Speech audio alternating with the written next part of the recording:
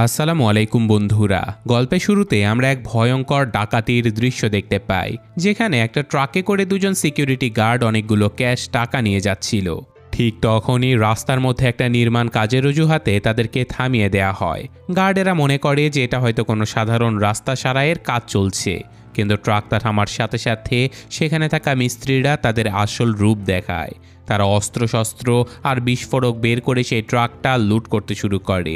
আর এইসব করতে গিয়ে সেই দুজন সিকিউরিটি গার্ডকে খুবই নৃশংসভাবে হত্যা করা হয়, আর কিছু পথচারীও এই হামলার শিকার হয়ে মারা যায়। এই ঘটনার পরে ফোর্টিকো সিকিউরিটি কোম্পানিতে রীতিমতো হইচই পড়ে যায়, আর এই কোম্পানি তাদের গার্ডদের সুরক্ষা ব্যবস্থা আরও কঠোর করতে বাধ্য হয়, যাতে ভবিষ্যতে এমন ঘটনা আর না ঘটে। তো 5 মাস পরে প্যাট্রিক হিল নামের একজন নতুন গার্ড ফোর্টিকো কোম্পানিতে যোগদান করে। প্রথম দিনেই তার বস টেরি তাকে সেই ভয়ঙ্কর ডাকাতির ব্যাপারে বলে দেয়, আর এটাও স্পষ্ট করে দেয় যে হামলাকারীরা কিন্তু এখনও বাইরে নির্বিঘ্নে ঘুরে বেড়াচ্ছে। টেরি প্যাট্রিককে সতর্ক থাকতে আর প্রত্যেকটা নিয়ম কঠোরভাবে পালন করার জন্য সাবধান করে দেয়। খুব শীঘ্রই প্যাট্রিকের একটা ডাকনাম হয়ে যায় এইচ, আর তার ট্রেনিং ইনস্ট্রাক্টর হয় বুলেট নামের একজন অভিজ্ঞ গার্ড। কিন্তু ট্রেনিংয়ের শুরুটা খুব একটা ভালো হয় না। এইচ কোনো রকমে পাসিং মার্কস নিয়ে এই টেস্টে পাশ করে, আর ফায়ারিং অনুশীলনের সময় তার গুলি তো সঠিক লক্ষ্যে লাগেই না। আর ট্রাক চালানোর ট্রেনিংয়ের সময়ও সে ভুল করে কয়েকটা ক্রেটের সঙ্গে ধাক্কা মেরে দেয়। তো এত কিছুর পরেও সে হার মানে না, আর নিজেকে প্রমাণ করার জন্য উঠে পড়ে লাগে। তো যাই হোক, এখন লকার রুমের ভেতরে বুলেট তাকে টিমের বাকি সবার সাথে পরিচয় করিয়ে দেয়। টিমের সদস্যরা সাথে সাথে তাকে পরীক্ষা করতে শুরু করে। এখানে সুইট বয়, যে কিনা বেশ রাগী ছিল, সে এইচের রসিকতা একদমই পছন্দ করে না। তাই দুজনের মধ্যে রীতিমতো কথা কাটাকাটি শুরু হয়ে যায়। অন্যদিকে টিমের একমাত্র মহিলা গার্ড ডানা এইচের মতো শান্ত স্বভাবের নতুন গার্ডের প্রতি বেশ আগ্রহী ছিল। এখানে জন নামের আরেকজন ছিল, যে কিনা এইচের উপরে প্রচণ্ড বিরক্ত ছিল, কারণ এইচকে তার জায়গাতে নিয়োগ দেওয়া হয়েছে। তো ফাইনালি এইচের প্রথম শিফট শুরু হয়। সে বুলেট আর সুইট বয়ের সঙ্গে ক্যাশ কালেকশনের জন্য বেরিয়ে পড়ে। তবে রওনা হবার আগে বুলেট তাকে বুঝিয়ে বলে যে এই কাজে তাদেরকে শিকার নয়, বরং শিকারী হয়ে থাকতে হবে। এখন রাস্তায় যেতে যেতে সুইট বয় কথার ছলে একটা চমকে দেবার মতো তথ্য প্রকাশ করে। সে বলে যে 5 মাস আগে যে ট্রাকটার উপরে হামলা হয়েছিল, সেদিন ওই ট্রাকটা তারই চালানোর কথা ছিল, কিন্তু সৌভাগ্যক্রমে সে অসুস্থতার কারণে সেদিন ছুটি নিয়ে তার মায়ের বাড়িতে ছিল বলে প্রাণে বেঁচে গেছে। তো যাই হোক, এরপর প্রথম ক্যাশ কালেকশন তারা কোনো রকম বাধা ছাড়াই করে ফেলে। আর সন্ধ্যায় যখন তারা ডিপোতে ফিরে আসে, তখন এইচ সেখানকার কঠোর সুরক্ষা ব্যবস্থা দেখতে পায়। ভারী ভারী গেট, মেটাল ডিটেক্টর মেশিন আর সতর্ক পাহারা সব সময় ছিল। তো দিন শেষ হবার সাথে সাথে সকল গার্ডেরা তাদের ব্যাজ খুলে একটা বোর্ডে টাঙিয়ে রাখে। এই কাজটাকে ছোট মনে হলেও এটা খুবই জরুরি একটা সুরক্ষার নিয়ম ছিল। তো যাই হোক, এখন এই গ্রুপ তাদের মানসিক চাপ কমানোর জন্য স্থানীয় একটা বারে চলে যায়, আর বুলেট এইচকেও সেখানে আসতে বলে। তবে যাবার আগে এইচ কিছুক্ষণ থামে আর তার নতুন সহকর্মীদের আইডি ব্যাচগুলো খুবই মনোযোগ দিয়ে দেখতে থাকে।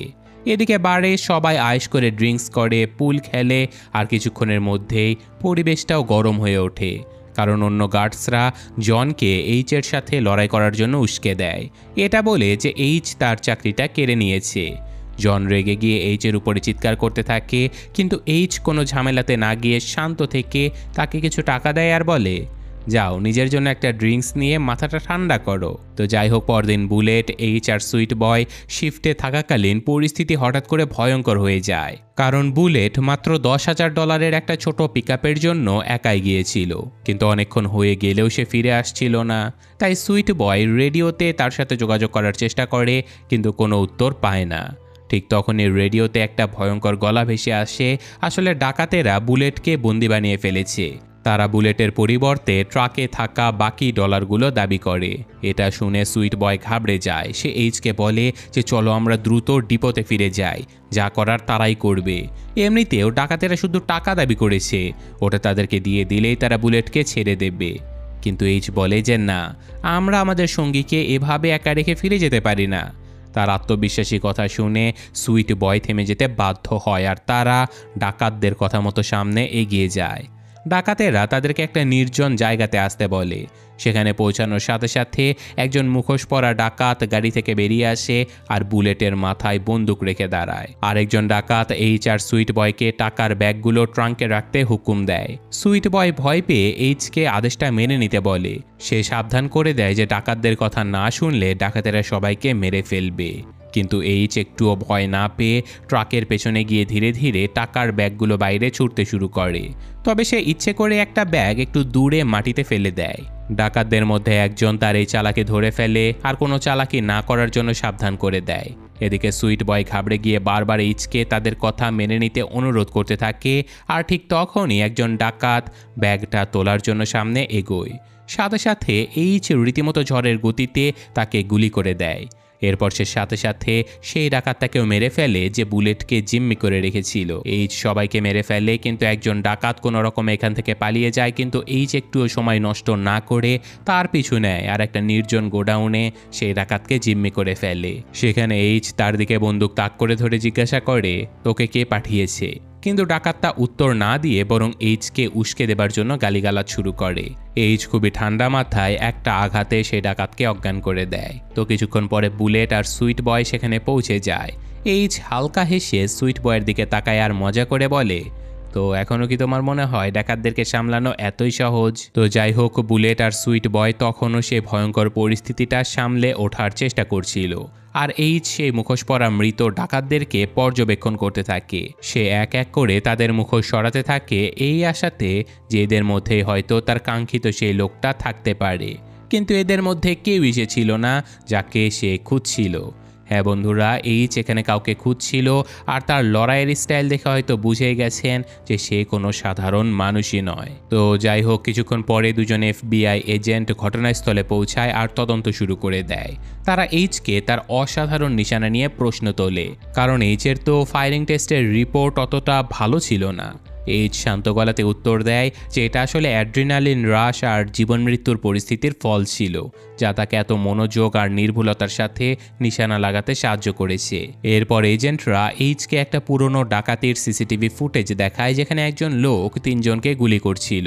আর তারা জিজ্ঞাসা করে যে এইচ কাউকে চিনতে পারছে কিনা। এইচ ঘোলা এই ছবিটা মনোযোগ দিয়ে দেখে আর বলে সে কাউকে চিনতে পারেনি। কিন্তু এইচকে দেখে আমরা বুঝতে পারি যে সে নিশ্চয়ই কিছু একটা লুকাচ্ছে। যদিও কেউ এটা জানতোই না যে এইচ পর্দার আড়ালে সম্পূর্ণ অন্য একটা খেলা খেলছিল, যে কিনা ইতিমধ্যেই তার একজন সহকারীকে নিয়োগ করেছিল যে ফর্টিকোর সকল কর্মচারীদের বিস্তারিত ব্যক্তিগত তথ্যের ফাইল তৈরি করেছিল। এই তদন্তের মধ্যে ছিল এই কোম্পানিতে কাজ করা গার্ডদের পরিবারের ছবি, কর্মচারীদের পূর্বের কাজের রেকর্ড, এমনকি আগের ডাকাতিতে মারা যাওয়া গার্ডদের ময়নাতদন্তের রিপোর্টও ছিল। তো যাই হোক, 3 মাস পরে এইচ আর বুলেট আবারও একটা সাধারণ ক্যাশ কালেকশনের কাজে যেতে থাকে।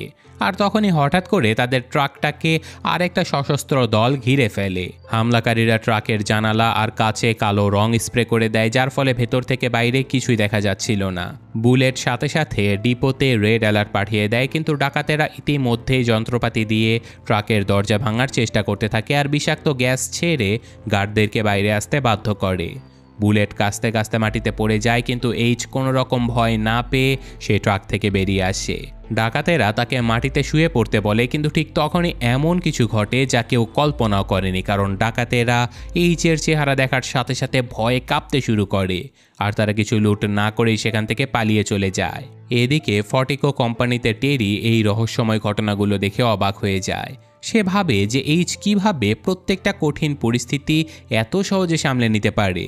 অন্যদিকে কোম্পানির বস পুরো ঘটনাটাকেই সিনেমার মতো করে দেখতে থাকে আর টেরিকে শুধু এটুকুই বলে যে এইচ আমাদের সেরা লোক, ওকে হিরোর মতো রাখো। কিন্তু এই ঘটনার পরে বুলেট এইচকে সন্দেহ করতে থাকে। সে তার এক সহকর্মীর সাথে আলোচনা করার সময় এইচকে একটা ভয়ঙ্কর বিপজ্জনক ছায়া বলে আখ্যায়িত করে।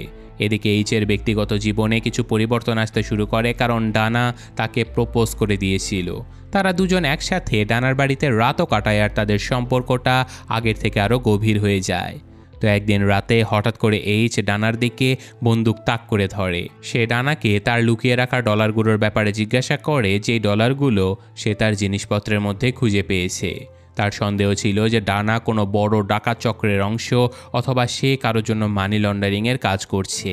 ডানা ভয় পেয়ে যায় আর বলে যে আমি কোনো অবৈধ কাজ করিনি, এই টাকাগুলো আমি একটা অ্যাসাইনমেন্ট করার সময় চুরি করেছিলাম, আমি কোনো ডাকাত বা কর্পোরেট গ্রুপের সদস্য নই, বিশ্বাস করো আমাকে।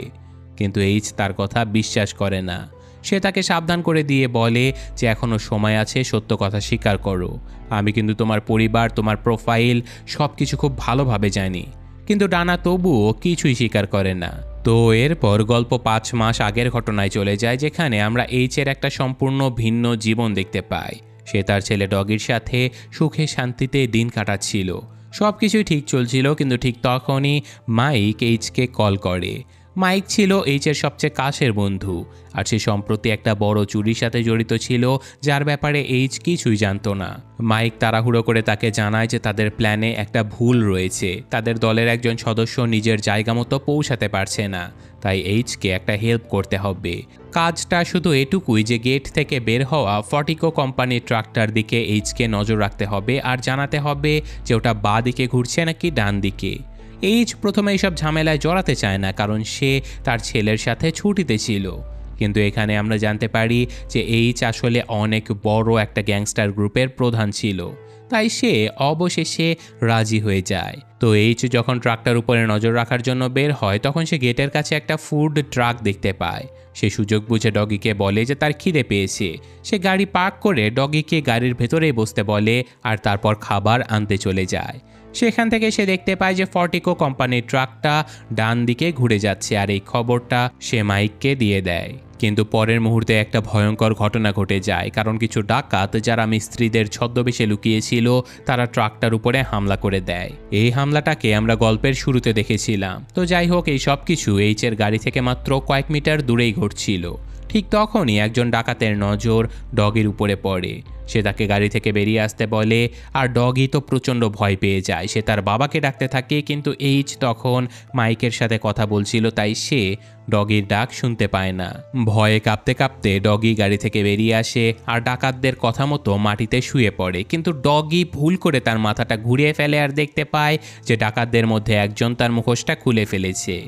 এটাই ছিল তার জীবনের সবচেয়ে বড় ভুল, কারণ নিজের পরিচয় প্রকাশ হয়ে যাওয়ার ভয়ে সেই ডাকাতটা শুধু গার্ডদেরকেই মারে না, বরং ডগিকেও খুবই নৃশংসভাবে গুলি করে দেয়। ঠিক সেই সময় এইচ দৌড়ে ফিরে আসে, কিন্তু সে শুধুমাত্র তার ছেলেকে মরতে দেখতে পায়।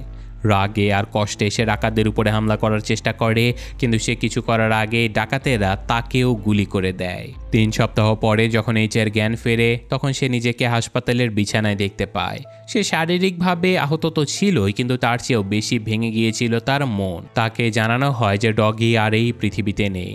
এই খবরটা শুনে সে প্রচণ্ড কষ্ট পায় আর নিজের ছেলের মৃত্যুর জন্য সে নিজেকেই দায়ী করতে থাকে। শুধু তাই নয়, ডগির মাও কাঁদতে কাঁদতে তাকে বলে যে তোমার জন্যই আমার ছেলে আজ আমাদের মাঝে নেই, তুমি একজন ব্যর্থ বাবা, তোমার চোখের সামনে আমার ছেলেকে মেরে ফেলা হলো, কিন্তু তুমি কিছুই করতে পারলে না।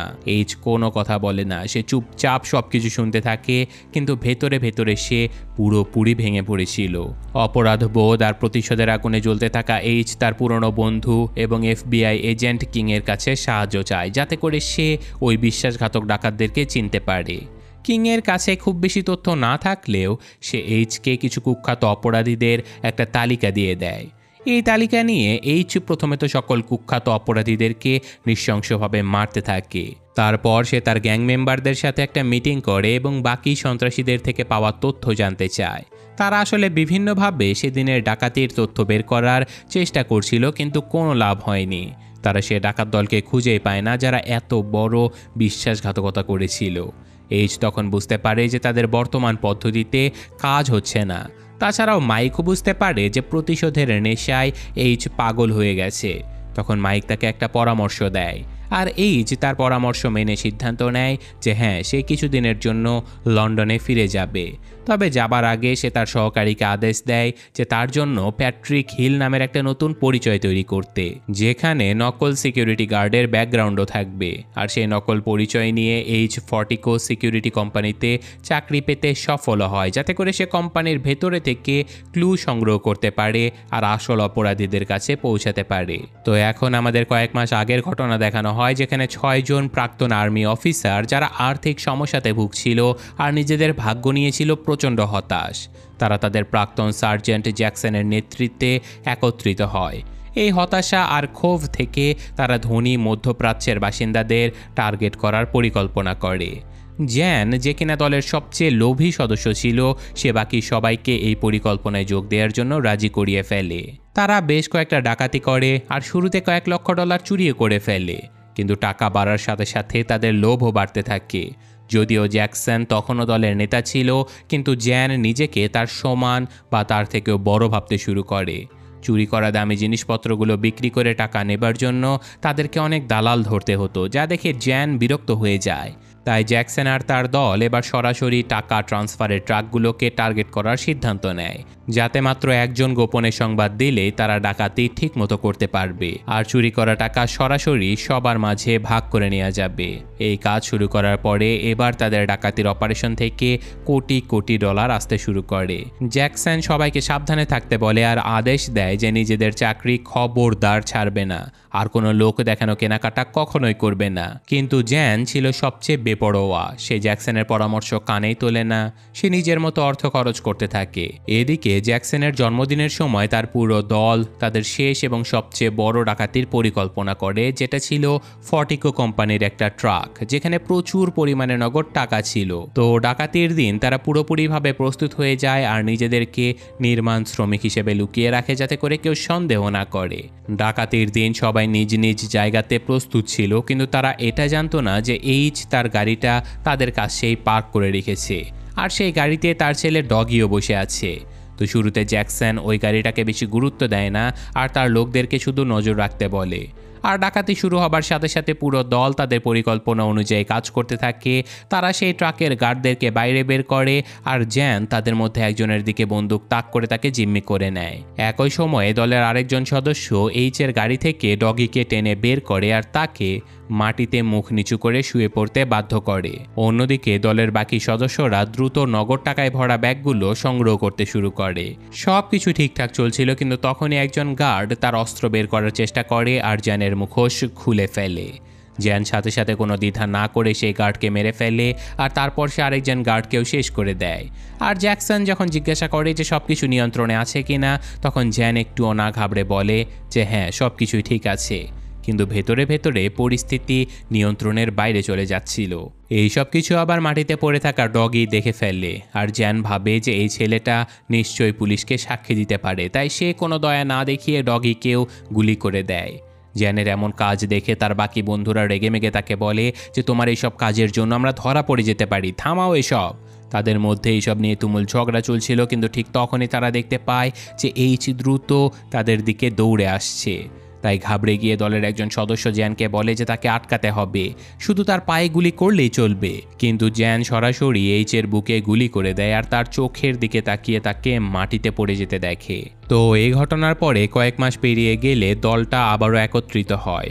লোভ আর বেশি টাকার ক্ষুধা তাদেরকে আবারও একই জায়গাতে নিয়ে আসে। আগের বারের ডাকাতিতে বিপুল পরিমাণে টাকা পাওয়া সত্ত্বেও তারা তখনও সন্তুষ্ট ছিল না। জ্যাকসন জ্যানকে গালি দিয়ে বলে যে তার দায়িত্বজ্ঞানহীনতার কারণে তারা সবকিছু হারাতে পারত। তো এরপর সে তাদেরকে নতুন এবং শেষ ডাকাতির মিশনের কথা জানায়। ব্ল্যাক ফ্রাইডের দিনে ফর্টিকো কোম্পানির গাড়ি বহরে হামলা করতে চাচ্ছিল তারা, যেদিন $50 মিলিয়ন বেশি টাকা সেই ট্রানজিটে থাকবে। এরপর সে তাদেরকে নতুন এবং সর্বশেষ ডাকাতির মিশনের কথা জানায়। মিশনটা বিপজ্জনক হলেও তারা যদি চুরিটা করতে পারে তাহলে সারা জীবন আর কোনো চিন্তা করতে হবে না। এদিকে ফর্টিকো কোম্পানির ডিপোতে টেরি গার্ডদেরকে ব্ল্যাক ফ্রাইডের জন্য বাড়তি সুরক্ষা ব্যবস্থার ব্যাপারে জানায় আর সতর্ক থাকতে নির্দেশ দেয়। কিন্তু অন্যদিকে ডাকাত দলের ভেতরে ঝগড়া আরও বাড়তে থাকে, কারণ জ্যাকসন জ্যানের আচরণে অনেক বিরক্ত, বিশেষ করে তার অপ্রয়োজনীয় খরচের কারণে তারা সবাই ধরা পড়ে যেতে পারে। তো ডাকাতির দিন বুলেট আর এইচ তাদের শিফটের কাজ করছিল আর শেষ ডেলিভারিটা সম্পন্ন করার পরে বুলেট একটা ভয়ঙ্কর রহস্য ফাঁস করে দেয় যে আসলে সেই ছিল ডাকাত গ্যাংয়ের ভেতরের লোক, যে কিনা কয়েক মাস আগে সেই ট্রাক ডাকাতিতে ডাকাতদেরকে সাহায্য করেছিল, যেখানে ডগি সহ 3 জন লোক মারা গিয়েছিল। বুলেট জানায় যে গার্ডদেরকে মারার পরিকল্পনা তো আগে থেকেই ছিল, কিন্তু বাচ্চাটার মৃত্যু অনিচ্ছাকৃতভাবে হয়ে গেছে। এই কথা শুনে এইচ তো হতবাক হয়ে যায়। বুলেট আরও বলে যে আমি ইতিমধ্যেই তোমার বন্দুক থেকে গুলি বের করে নিয়েছি, কারণ আজকে ডাকাতের গ্যাং আমাদের ডিপোটা লুট করতে চলে আসবে। তাই যদি নিজের প্রাণ বাঁচাতে চাও তাহলে আমাদেরকে সাহায্য করো। এইচ এখন ইচ্ছে করে তাকে সাহায্য করার জন্য রাজি হয়ে যায়, কারণ এর মাধ্যমে সে আসল ডাকাতদের কাছে পৌঁছাতে পারবে। এইসবের মধ্যেই বুলেট ট্রাকের ক্যামেরাগুলো বন্ধ করে দেয় আর ট্রাকটাকে ডিপোর দিকে নিয়ে যেতে থাকে, যেখানে জ্যাকসন আর তার গ্যাং আগে থেকে প্রস্তুত হয়ে দাঁড়িয়েছিল। তো সাথে সাথে ডাকাতি শুরু হয়ে যায়। ডাকাত দলের একজন সদস্য এইচের মুখে ঘুষি মেরে তাকে হুমকি দেয় যেন সে চুপচাপ তাদেরকে সহযোগিতা করে। জ্যান এবং বাকি 3 জন অভিজ্ঞ ডাকাত সে ট্রাকে উঠে পড়ে আর জ্যাকসন এবং আরেকজন সদস্য একটা গাড়িতে করে তাদের পিছু পিছু যেতে থাকে। ট্রাকটা ডিপোতে পৌঁছানোর সাথে সাথে ট্রাকের গেট খুলে ভারী অস্ত্রে সজ্জিত ডাকাতেরা বেরিয়ে আসে আর পুরো পার্কিং এলাকাটা তাদের নিয়ন্ত্রণে করে নেয়। তারা টেরি, অন্যান্য গার্ড এবং এইচকে জিম্মি করে ফেলে। মজার ব্যাপার হলো গ্যাংয়ের ভেতরের লোক হওয়া সত্ত্বেও বুলেটকেও তারা নাটক করে জিম্মি করে ফেলে, যাতে করে কেউ তাদেরকে সন্দেহ না করে। সবকিছুই গ্যাংয়ের পরিকল্পনা মতোই চলছিল। তো এরই মধ্যে ডানা আরেকটা ট্রাকের দিকে এগিয়ে যায় স্টুয়ার্ট নামের একজন গার্ডের কাছ থেকে সই নেবার জন্য। স্টুয়ার্ট, যে কিনা এই ডাকাতির ব্যাপারে কিছুই জানতো না। এদিকে ডিপোর ভেতরে ডাকাতেরা এইচকে বেঁধে ফেলে যাতে করে সে নড়াচড়া করতে না পারে, আর বুলেটের মাথায় বন্দুক ঠেকিয়ে রাখে যাতে করে তারা কর্মচারীদের সেই ভারী লোহার দরজাটা খুলতে বাধ্য করতে পারে। জন ডাকাতদেরকে দেখার সাথে সাথে অ্যালার্ম বাজিয়ে দেয়, যার ফলে ডিপোর গার্ড আর ডাকাতদের মধ্যে ভয়ঙ্কর গোলাগুলি শুরু হয়ে যায়। এই মারামারির মধ্যে একজন ডাকাত ভল্টের দরজায় বিস্ফোরক লাগায় আর দুদিক থেকেই প্রচণ্ড গোলাগুলি চলতে থাকে। কিন্তু ডাকাতেরা বুলেট প্রুফ জ্যাকেট পরে থাকার কারণে খুব বেশি আহত হচ্ছিল না। এদিকে বিস্ফোরক ফাটার সাথে সাথে ভল্টের দরজা উড়ে যায় আর জ্যাকসন তার সঙ্গীদেরকে নিয়ে গাড়িসহ ভেতরে ঢুকে পড়ে। এখন এই ডিপোটা পুরোপুরিভাবে ডাকাতদের নিয়ন্ত্রণে চলে আসে। তাই জ্যাকসন তার দলকে পুরো এলাকার উপরে নজর রাখতে বলে, কারণ বাইরে ইতিমধ্যেই পুলিশ এসে গেছে। যা দেখে এটা স্পষ্ট হয়ে যায় যে সোয়াত টিমও খুব শীঘ্রই এসে পড়বে। ডাকাতেরা জানায় যে সোয়াত টিম এসে পড়লে তাদের পালানো অসম্ভব হয়ে যাবে। তাই তারা দ্রুত টাকা ব্যাগে ভরতে শুরু করে, কারণ তাদের হাতে মাত্র 8 মিনিট সময় ছিল। এই সময়ের মধ্যে তারা বেশিরভাগ গার্ডকে মেরে ফেলে, কিন্তু ডানা, স্টুয়ার্ট আর শার্লি কোনো রকমে একটা ট্রাকের পেছনে লুকাতে সফল হয়। স্টুয়ার্ট সোয়াত টিমের জন্য অপেক্ষা করতে বলে, কিন্তু শার্লি অ্যাকশনে যেতে চায়। সে হঠাৎ করে গুলি চালিয়ে একজন ডাকাতকে আহত করে ফেলে। এই সুযোগে এইচ তার লুকিয়ে রাখা পিস্তল দিয়ে একজন ডাকাতের পায়ে গুলি করে আর তারপর একটা লুকানো ছুরি দিয়ে নিজেকে মুক্ত করে নেয়। এইচ দ্রুত টেরি আর আরেকজন গার্ডকে খুলে দেয়। টেরি সেই গার্ডকে নিয়ে ডিপোর পেছনের দরজা দিয়ে বাইরে যাবার সিদ্ধান্ত নেয়, আর এইচ একজন মৃত ডাকাতের পোশাক পরে লড়াইয়ের জন্য প্রস্তুত হয়ে যায়। শার্লি একটানা গুলি চালাতে থাকে, কিন্তু শেষমেশ এই সংঘর্ষে সে মারা যায়। এরপর ডানা আর স্টুয়ার্টও অস্ত্র তুলে নিয়ে ডাকাতদের সাথে লড়াইয়ে জড়িয়ে পড়ে। এইচ এক এক করে ডাকাতদেরকে খতম করতে শুরু করে আর সুযোগ বুঝে টাকার ব্যাগের ভেতরে একটা মোবাইল লুকিয়ে রাখে, যাতে পরবর্তীতে সে এই ব্যাগ ট্রেস করতে পারে।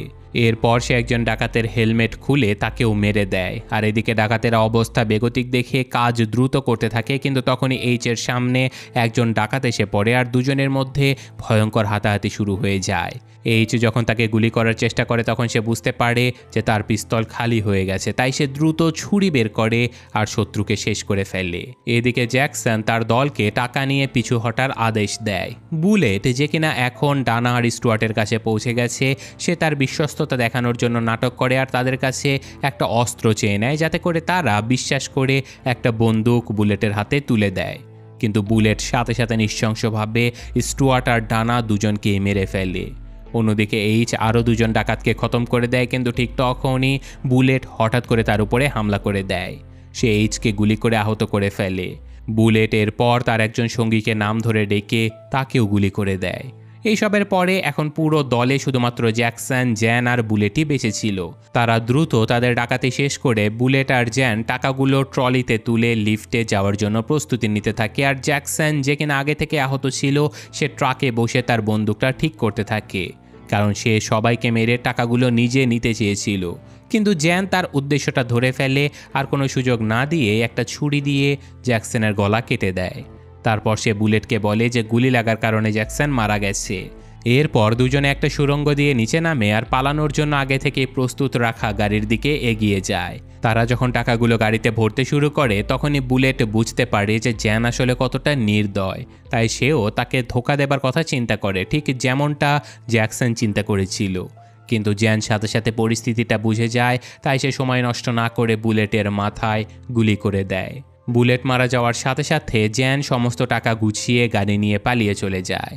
তো কিছু সময় পরে জ্যান যখন রাতের বেলা তার অ্যাপার্টমেন্টে আয়েশ করে মদের গ্লাস নিয়ে তার সফল ডাকাতির উৎসব পালন করছিল, ঠিক তখনই ঘরের ভেতরে একটা ফোন বেজে ওঠার শব্দ হয়।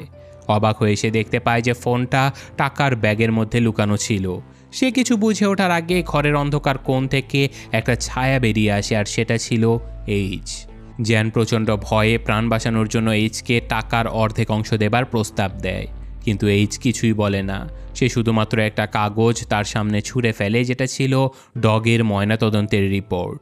জ্যান রিপোর্টটা তুলে পড়া মাত্রই তার মুখ ফ্যাকাশে হয়ে যায়, কারণ 4টে গুলি যেগুলো সরাসরি ডগির শরীরের গুরুত্বপূর্ণ অঙ্গে লেগেছিল। ডগিকে হত্যা করার স্মৃতি তার মাথায় ঘুরতে থাকে। সে কোনো নড়াচড়া করার আগে এইচ তাকে লক্ষ্য করে 4টে গুলি চালিয়ে দেয়। প্রত্যেকটা গুলি ঠিক সেখানে লাগে যেখানে জ্যান ডগিকে গুলি করেছিল, আর ফাইনালি নিজ ঘরে মারা যায় জ্যান। তো সব কিছু শেষ করে এইচ অ্যাপার্টমেন্ট থেকে বেরিয়ে আসে, কারণ তার প্রতিশোধ সম্পূর্ণ হয়েছে। বাইরে সেই FBI এজেন্ট কিং আগে থেকেই তার জন্য অপেক্ষা করছিল। কিং শান্ত গলায় তাকে জিজ্ঞাসা করে, কাজ শেষ হয়েছে? এইচ পেছনে না তাকিয়ে মাথা নাড়ে, আর রাতের অন্ধকারে হাঁটতে হাঁটতে অদৃশ্য হয়ে যায়, আর দীর্ঘদিনের অসমাপ্ত প্রতিশোধ তার অবশেষে পূরণ হয়ে যায়। তো এই ঘটনার সাথে সাথে আজকের এই গল্পটা শেষ হয়ে যায়। কেমন লাগলো সেটা কমেন্টে জানাবেন। আমি আজকের মতো বিদায় নিচ্ছি। আল্লাহ হাফেজ।